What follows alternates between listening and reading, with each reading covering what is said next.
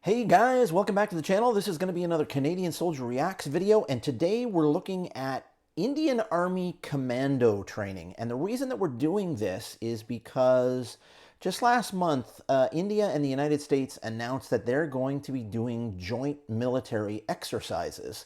So I thought it would be good to take a look at what the training of the Indian Army is like. Now, for those of you who know me, you'll know I'm a former Canadian soldier, Canadian Forces Special Service Force soldier from the 1st Battalion Royal Canadian Regiment from 1987 to 1998. I honestly can't remember working with the Indian Army before. So this should be mostly new to me. Now, so this is commando training. In Canada, when I was there, the Commando was the Canadian Airborne Regiment, and that's not my battalion. However, the Commando was fed out of three regiments, and the RCR was one of those regiments. So I knew a lot of guys in the Commando, some very, very good, and some really quite bad. That's something I've alluded to before. I'll get into it in some other video if people start asking about it. So let's take a look. Now, I've got the sound here turned down a little bit because they're speaking Indian, and my audience is primarily English. So, exercise tornado. Here we make men out of boys. Nice. जहां 300 युवा फौजी जिंदगी के सबसे मुश्किल 35 दिन और 35 रातें बिताने आए थे। कमांडो स्कूल में पस्त कर देने वाले 28 दिन तो बीत। So that's interesting. I'm going to focus a lot on taking a look at their training and talking about how that compares to the training that I did and the training that I know the Canadian Commando did when I was in. So far, I mean, you know, the people on the shoulders, the bikes above the heads thing, I mean, there's nothing specific to that. It's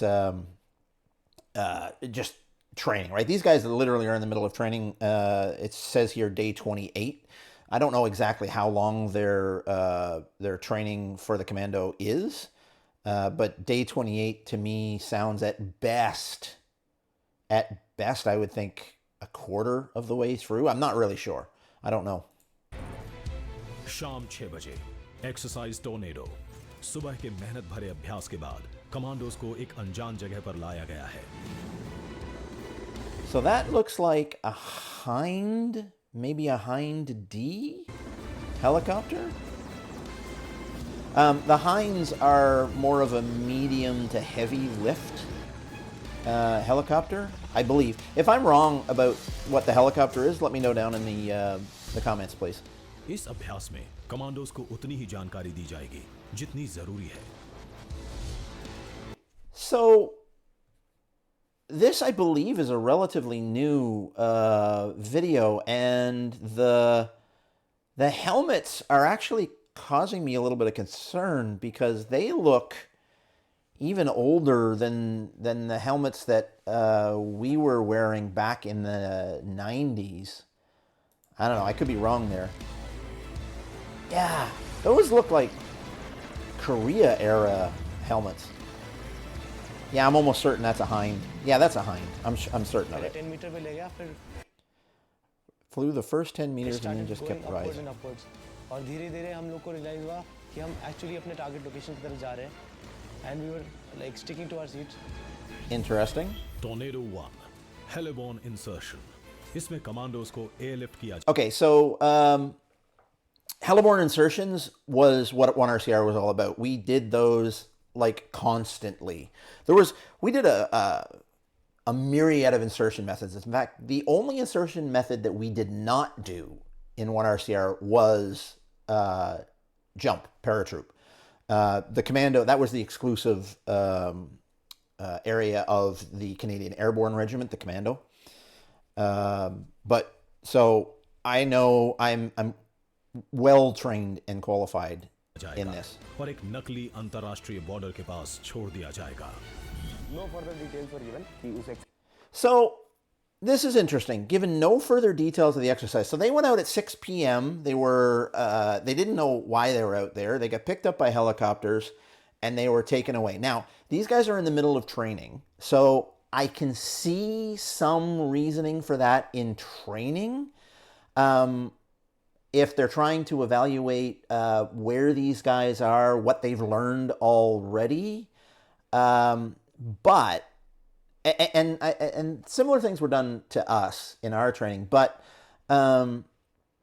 in general, that's almost not ever going to be how it is in battalion.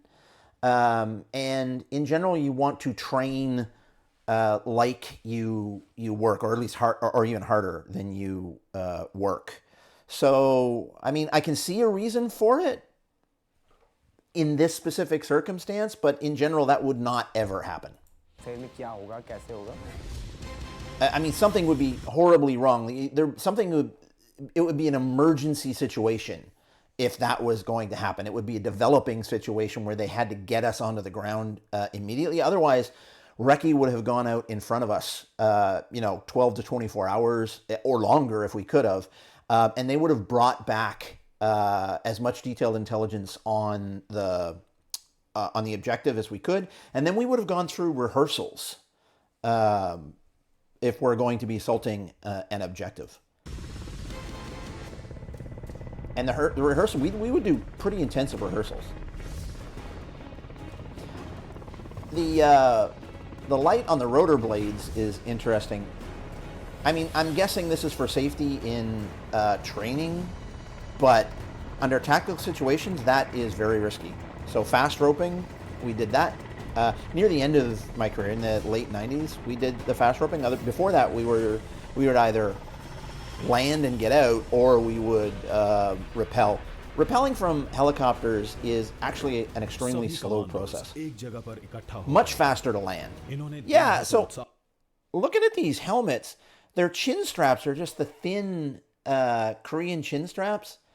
And I can't tell if this is Kevlar or it might be Kevlar. Although the one I saw earlier looked like somebody was wearing the fiberglass under helmet. So we would wear, when we first got in, before we got our Kevlar, we would wear the older style. We had the upgraded chin strap that had two straps at the chin and a single strap up to each side.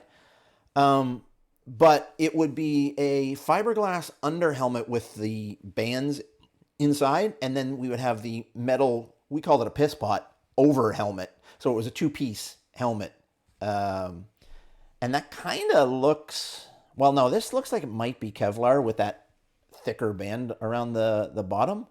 But I don't know, that's a little concerning. Yeah, see, that guy looked like he had that fiberglass under helmet on. और जानकारी देने का दुश्मन ने 4 भारतीय नागरिकों को पकड़ लिया है और दुश्मन के इलाके में 3 किलोमीटर अंदर उन्हें बंधक. So they dropped in 3 kilometers from the objective. Again, I mean, there's pros and cons to that. 3 kilometers. I mean, if you want a very fast... Actually, no, I'm not sure I like 3 kilometers at all. Because there are basically 2 types of assaults in this situation. There are fast assaults where you come in, you have a maximum violence, maximum speed, and you surprise the enemy and overwhelm them. Or it is more of a stealth insertion, whereas you're dropping in 10 kilometers away, so they don't know that you're there, and then you march in and then surprise them. Surprise is always your best friend when you're doing assaults of this nature. इस operation का नाम है The Hostage Rescue. Oh, hostage rescue. उन बंधकों को छुड़ाना होगा. Yeah, again, the 2 minds on this, right? If it's a hostage rescue and time is of the essence, drop on top of them or drop right beside them and immediately assault, kind of thing. Yeah. Or if you can get recce eyes on, drop out further and come in. I mean, surprise is vitally important, actually, in a hostage rescue situation. And coming in 3 kilometers out, especially with the lights on. Now, like I said, lights probably for training, but coming in 3 kilometers out, they heard the helicopters, right? They know something just dropped there. Helicopters will come in, drop you, get out.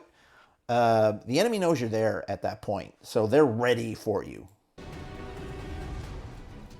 The backpacks are concerning me a little too. They look like they're kind of like the large sacks, and they look like they're drooping towards the back.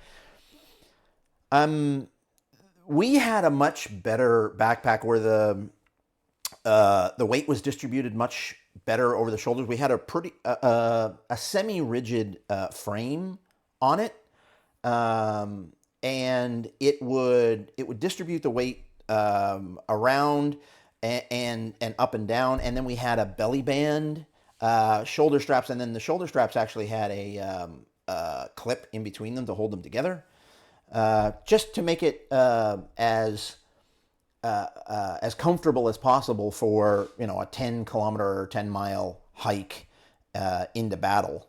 Commando के जीवन में अंतरराष्ट्रीय सीमा को पार करके दुश्मन इलाके में घुस. Yeah, the way these guys are walking, though. Okay, again, this is still training, right? They're in day 28 of their training, so they're really green here. So, I mean, you know, cut them a little slack.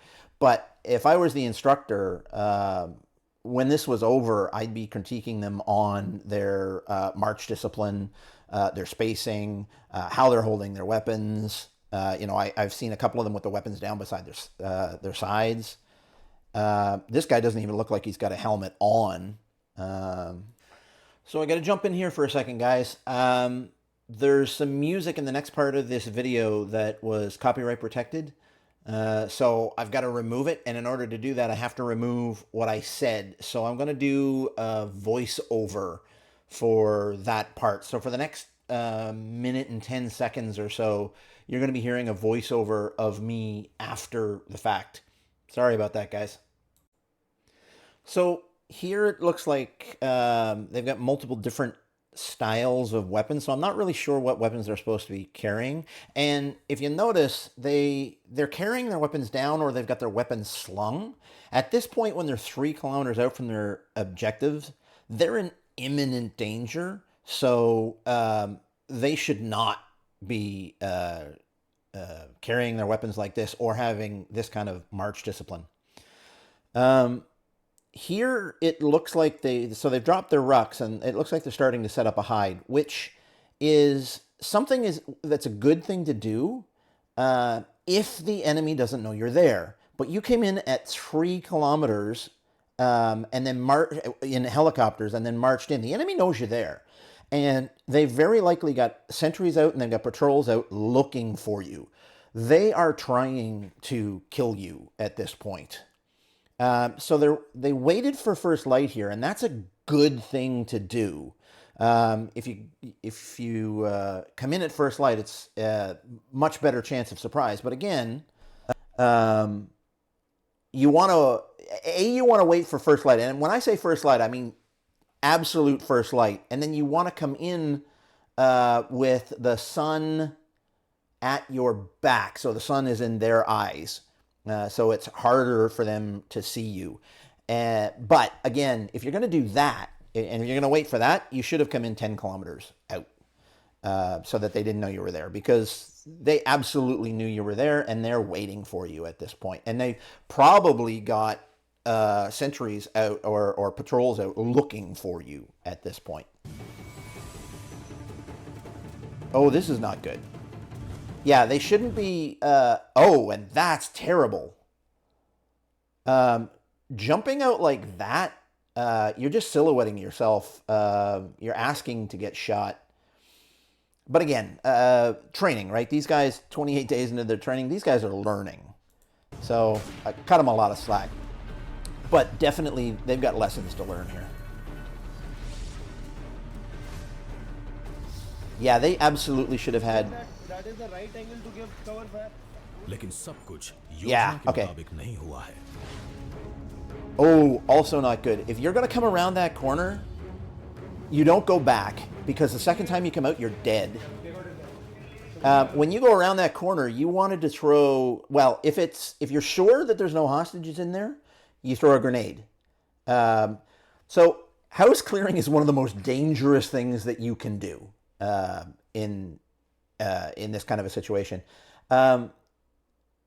Always, when you're going into any new room, you want to throw. If you're certain there's no civilians or friendlies around, you're throwing a grenade and then you're going in right after it. If not, if there's a possibility of civilians, you'll throw a flashbang. That's bright light and noise, which is going to stun people. And then, again, right on the heels of that thing, you're in and you're acquiring targets and you're firing. Maximum aggression on house clearing. Otherwise, you're going to die. Like, period.